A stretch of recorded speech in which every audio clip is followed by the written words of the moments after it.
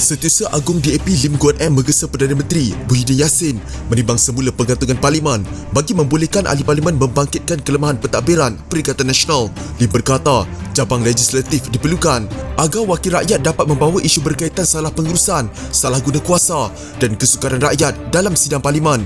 Sekiranya cabang eksekutif dan kehakiman dalam kerajaan dapat berfungsi dengan normal, mengapa tidak cabang perundangan atau legislatif yang merupakan peringkat tertinggi dalam perlembagaan persekutuan? Soal Lim yang juga ahli Parlimen Bagan dalam kenyataan. Setakat ini, belum ada ordinan darurat yang dikeluarkan untuk menggantung Parlimen walaupun kenyataan Istana Negara tidak menyebut tentang perkara itu.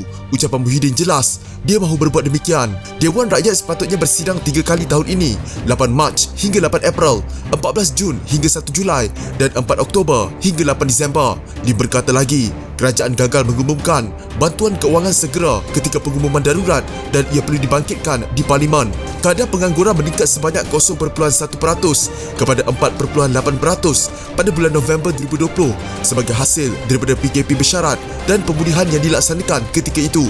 Perusahaan Kecil dan Sederhana PKS, Kesatuan Sekerja dan Kumpulan Majikan telah memberi amaran terhadap lebih banyak penutupan perniagaan dan pemberhentian pekerja untuk pusingan terbaru PKP dan darurat. Industri pelancongan yang kehilangan pendapatan RM100 bilion tahun lalu memerlukan sokongan keuangan segera, katanya lagi. Dia juga membidas kerajaan kerana tidak mendapatkan vaksin dengan lebih cepat seperti Singapura yang telah menerima bekalan pertama 2 bulan lebih awal berbanding jangkaan diterima Malaysia. Antara pilihan nyawa dan mata pencarian, kerajaan juga masih lemah dalam pelaksanaan saringan, pengesanan dan rawatan secara menyeluruh untuk menyelamatkan nyawa.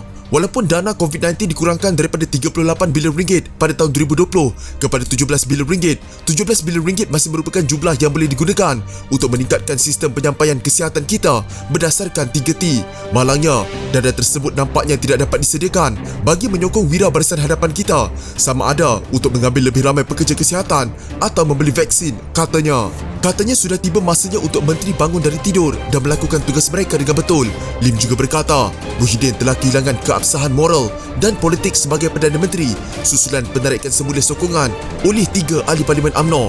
Ironinya, kegagalan dan salah urus kerajaan Muhyiddin dalam isu COVID-19 telah memberinya peluang untuk bergantung pada perintah darurat untuk terus berkuasa dengan menggantung Parlimen, katanya lagi.